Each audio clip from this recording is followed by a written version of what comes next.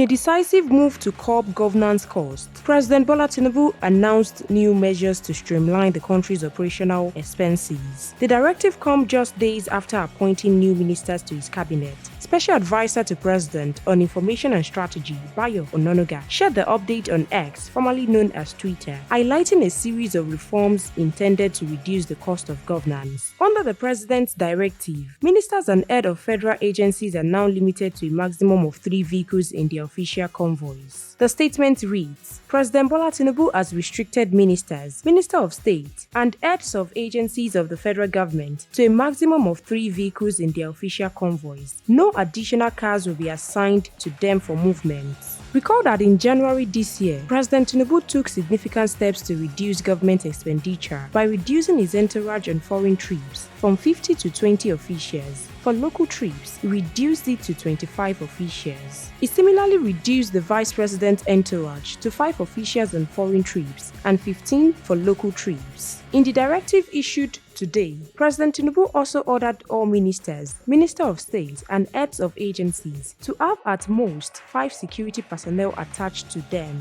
President Tinubu instructed the National Security Advisor to engage with the military, paramilitary, and security agencies to determine a suitable reduction in their vehicle and security personnel deployment. He urged all affected officials to comply with these new measures immediately. This bold stand from Tinubu's renewed hope agenda stresses commitment to addressing Nigeria's economic challenges through divisive cost-saving strategies. Stay tuned to NaijaNews TV for more news updates.